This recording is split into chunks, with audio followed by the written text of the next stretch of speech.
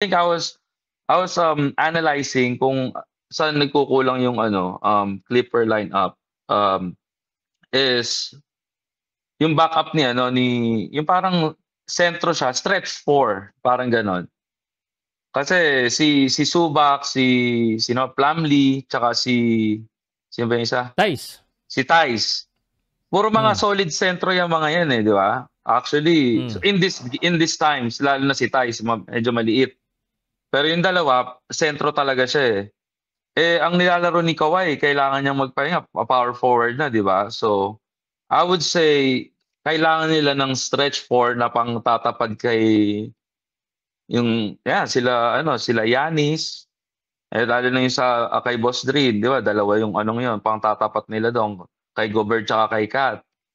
So, and sabihin natin, yung defending champion, sila, dalawang malaki rin yun, Jokic and si Gordon. Aaron Gordon. Actually, parehas Gordon. yun eh. Di ba? So parang pantapat. I think, hindi nila napapasok masyado parang ayaw na rin din eh. Sino ba to yung kasama ni yung kasama ni James Harden, galing si PJ Tucker. Parang ayaw niya eh. Pero nakita ko yan, nanonood kami inano ko pa, "Oy PJ, what are you wearing? What kind of sneakers are you wearing?" Kasi siyang sneaker king sa NBA actually. Ang dami niya sneakers. But anyway, parang hindi siya masaya eh. Or decline na rin siguro yung niya, yung laro niya. Kasi di ba talagang yan eh, 3 and D yan, di ba?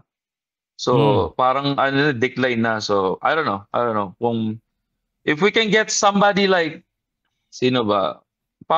Yung role player na stretch 4, I'll be happy. Wala nga no? Nagre-research din ako eh. Wala, di ba? Walang pangalan na lumalabas eh.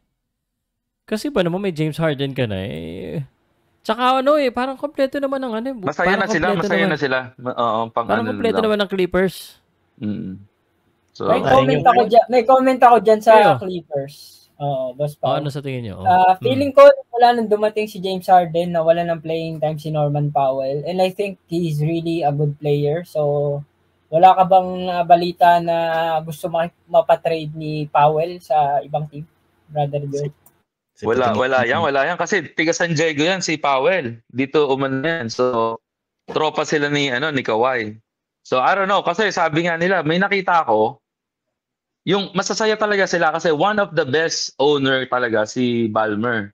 Yeah, lahat bigay dyan. Kasi nga, ang yaman ni Ballmer eh. At the same time, lahat gusto sa LA.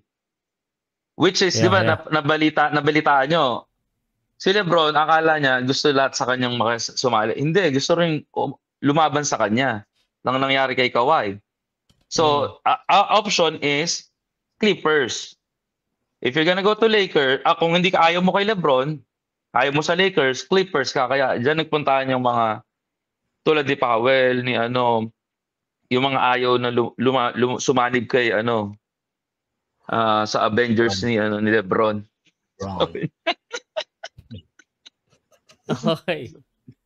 Alright. So, wala masyadong usapan dyan. Pero ang napapansin ko, there are common names that are floating, di ba? Ng mga sa trade. Mamaya natin pag-usapan at pasok natin yung next para tuloy tayo. Domingo. Yes, sir. Lakers?